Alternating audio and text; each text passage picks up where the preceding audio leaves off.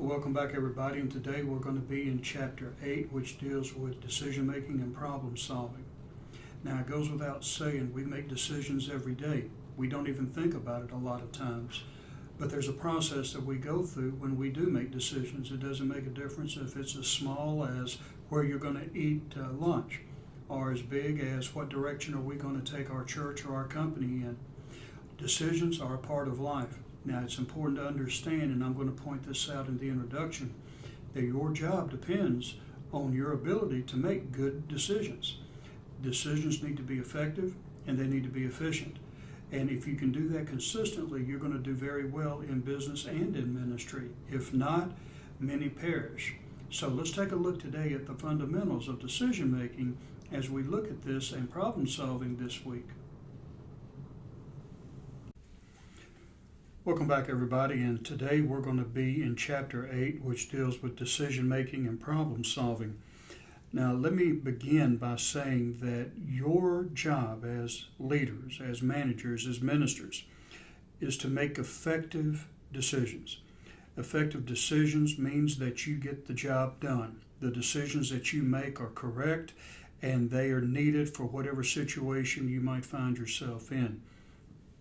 You also have to be efficient, which means that not only are you making correct decisions, but those decisions need to be come to and elicit the lowest cost.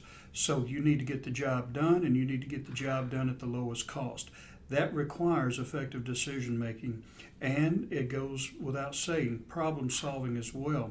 Many of the decisions that you'll be making will come from problems. So this chapter, although it's very fundamental, it is a straightforward chapter. It is an important chapter to understand and keep with you throughout your business career or your ministry. Now let's go ahead and take a look at some basics of decision making. First of all, what is decision making? Well, decision making is a process. It's a process of choosing one alternative from among several. And the key is what you see here, alternatives. You want to have as many alternatives as you can get whenever you are trying to make a decision, so that you have a well-rounded grasp of not only what's going on, but the options that you have available for you. Now, problem solving is a special form of decision making. Now, it requires developing and evaluating alternatives to find the answer to a question. Now, here you have to go really into a process. You have to develop and evaluate alternatives. Decision making implies that the alternatives are already there. Problem solving means that you have to develop and evaluate alternatives to find the answer to a question. So it's a little bit more in detail, but you're still trying to find the best pursuit, the best action to whatever issue that you're dealing with. Now, Figure 8.1 shows you a diagram of the elements that involve decision making. First of all, you have the goals. Goals are the objectives. These are the end results that you want to obtain. Now, in order to reach your goals, you need to have a game plan. You need to be able to decide how we're going to go about reaching these goals, what's going to be needed, what actions need to be taken. So here we see alternative actions coming into play. And then once we have alternatives, we want to know what are the probabilities of the outcomes that are going to occur if we choose this particular alternative. So we're looking at our goals, our actions, and then the outcomes of those actions.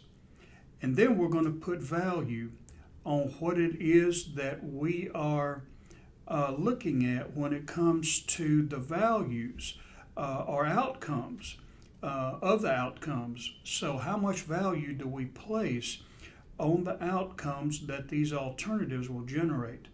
And then once we have the best value for the alternative, then we choose that alternative. So it's fairly straightforward. And then you see here actions that you can take and the outcomes and so forth that can come from that. But it's enough to know that really what you're doing is looking at all of your options, looking at the most attractive options, and the formula for the most attractive option is the option that will give you the biggest benefits for the least amount of risk and payments. So you want the highest payoff for the least amount of risk and investment. And that's the formula. And you do it every day. Think about this. What do you do when you are trying to decide on where to go eat lunch? You take a look at the alternatives. And some of you may have many alternatives. Some of you may not have many alternatives at all. But you want to look at the different types of restaurants that are around. You're going to look at what you're hungry for, what you can afford. You're going to take a look at maybe the amount of busy schedules that restaurant may have at that period of time. You're going to have a whole lot of alternatives that are going to be based on what you know, which is information. And this is one thing that I've put at the end here, or wanted to talk about at the end, because these three elements here require information. So with the information that you know about all of the restaurants available, you're going to look at the alternatives. You're going to take a look at, this is going to be the outcome. Well, I can go eat at Wendy's. Wendy's I'll get through quicker, but I really would like Mexican, which means that I'm going to have to sit down and order and whatever at a Mexican restaurant. Or I could drive all the way out 3 or 4 blocks down to Taco Bell, which may take some time and they may stay busy. So you're going to look at the outcomes of those probabilities, or probability outcomes of those actions. And then you're going to place value on the outcome. Well, you know, it's worth it to me right now to go and eat at Taco Bell because I'm really hungry for Mexican and I want their food. So you choose Taco Bell. You make these decisions and go through this process day after day. We just don't think of it as a process. We just, in our mind, work things out from the goals that we have to the alternatives to evaluate the probability of the outcome and how much value we're going to place on the outcome before we make our decision. Same thing, we're just framing it now in a diagram that shows you what you do to make decisions, and whether you are planning on getting married or eating lunch or buying a house or going on vacation, you go through these same processes for every decision that you make. Now, there are decisions based on frequency, and I'll just go ahead and go through all of these at once. A program decision. A program decision is a decision that has already been worked out, and it's something that is routine. You don't have to put a lot of thought in it. These decisions have what we call a decision rule, and a decision rule tells decision makers which alternative to choose once they have predetermined information about the decision situation.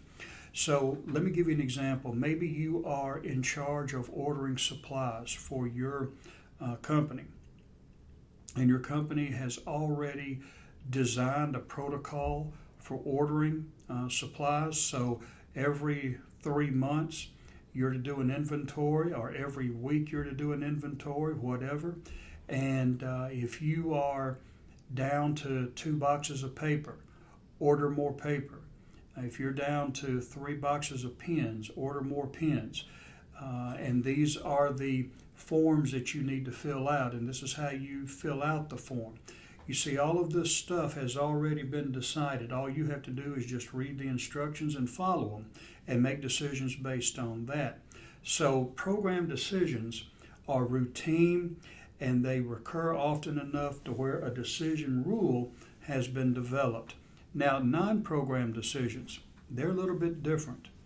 Non-program decisions are those decisions that are novel. You haven't prepared anything for the event. There's no decision rule governing what you should do and so forth.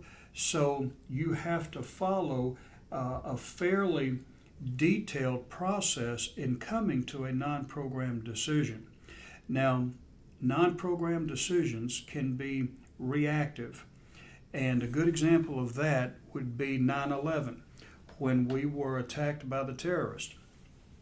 After 9/11, the FAA was given a mandate by the federal government that all airports had to be compliant with a upgraded security system so that the likelihood of a terrorist attack again would not occur. Now, they were given 6 months to design a security system for every airport so that the risk of terrorism again would be minimized. Now, we've never had to deal with that before, not to this extent and to that degree.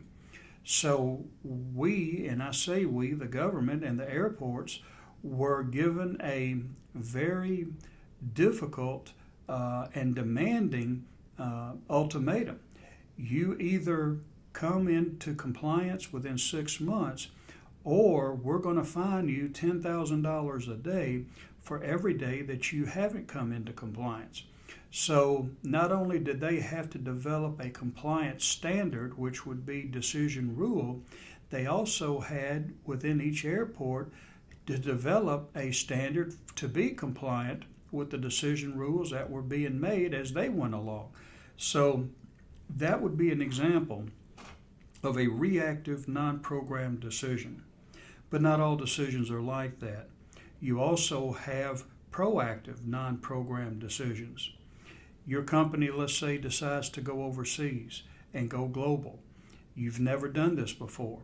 So what are the considerations that need to be made in going global? Well, you would need to go through the process of developing decision rules for that. And again, we'll go over those steps in a little bit later presentation, but it's enough to know right now that program decisions are recurring decisions that come up and you have a rule to guide you. Non-program decisions, you are not having the ability to look at rules for the decision because it's never been addressed before. Something has come up. It's novel, and you're going to have to make decisions that really you've never had to make before. So program decisions are recurring. Non-program decisions are infrequent. Now, Table 8.1 just gives you some characteristics of whether or not to use program or non-program decisions. If the issue is well structured, you can use a program decision. If it's poorly structured, then non-program decisions are in order, and that's the type of decision.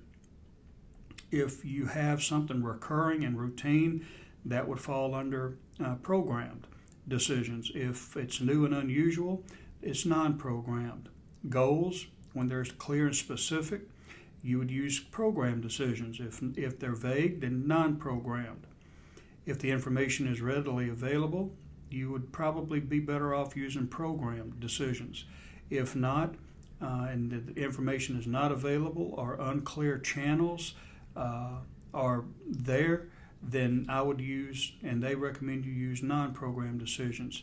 And you go on down the list from major and minor consequences to organizational levels and so forth.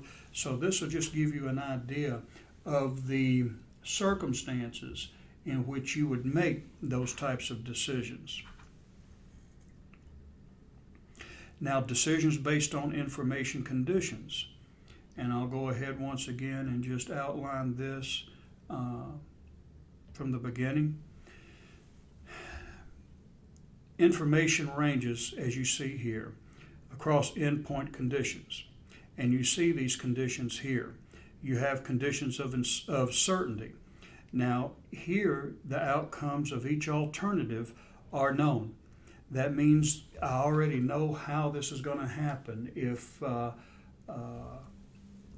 order 10 boxes of paper, that's going to last me for the next 2 weeks. And I know that because that's how many, based on how much inventory I have of paper, this is how much we order and this is how long it lasts. That's when everything is consistent and we know the outcomes. So that would be a condition of certainty. And those are easy decisions to make. There are conditions of risk. And that's the certainty of an outcome is unknown, but there's enough information to estimate probabilities of various outcomes. So here you don't know exactly what's going to happen, but you know basically based on what you've experienced in the past how this is going to turn out. Let's say, for instance, you don't have it in the budget to order 10, but you're fairly certain because of the amount of inventory that you've had in the past year that if you ordered just 8, which you can afford, that will last you. So you would order 8, and even though anything could happen, chances are you're not going to use more than 8 boxes of paper over the next couple of weeks. And then you have conditions of uncertainty. And this is a kind of a troubling place to be because you don't have enough information to estimate the probability of possible outcomes. Here you are, as we say, flying in the dark. You've gathered what you could as far as information is concerned, but you haven't been able to collect enough information to give you any type of certainty with the outcome of that situation or that alternative. So here you want to use the best process that you can in decision making, and that's when you go through the non-program decision making process to be able to get the best that you can get as far as the decision is concerned with what you have to work with. Now that's what we call in business satisficing. Satisficing, and I'll spell it out here.